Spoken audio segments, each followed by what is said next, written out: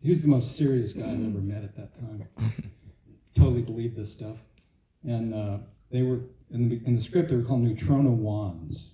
And they came out of your wrist, like Spider-Man, initially. And I simplified it because we had to, the way we can do this is have it just be a beam out of one gun. I didn't design the gun, but it's just gonna be one beam. And I was nervous because I said, well, you have 4 actors shooting at something on a stage that they have no idea what they're looking at. So maybe if they pull the trigger and wherever they're pointing, it grabs on, if it hits the back wall, if you look at that, if you stop motion through that, it's 3 frames of nothing. And it's coming from the wall to the gun. All of those shots. And they're all pointing in a different direction. And the idea was like, once you had something, it was like a fishing pole, and you could move, and this beam would slide across the wall or slide across the table. And they could all be doing it differently, and we could all make it go to where it needed to go. And Dan Aykroyd, on set, he would always saying, "Are we doing it right? Are we doing it right?"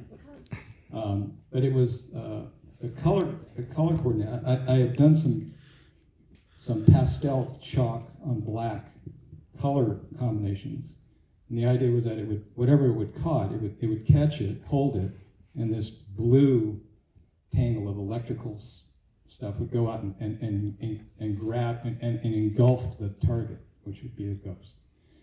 And then they could control that with a knob. And when they were twisting the knob, we added some sparks. All this was made up, but it looked like it was working. Sparks are crowd simple stuff, but pleaser. Never having ideas. And then I remember the art director, production designer, John DeCure, Sr., great guy. Well, John DeCure, the production designer, this was the last of his big movies. He was the production designer on Cleopatra, Hello, Dolly, and a lot of the great movies from the 50s and 60s. Wow.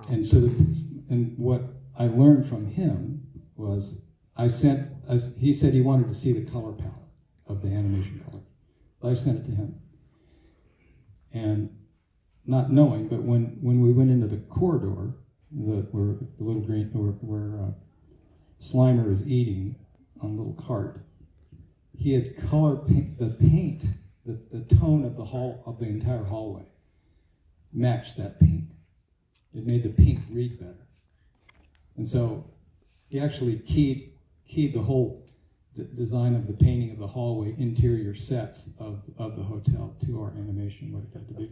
You have no idea what goes into a movie. The color of the paint and everything else has to coordinate with everything around it. Just amazing, totally amazing.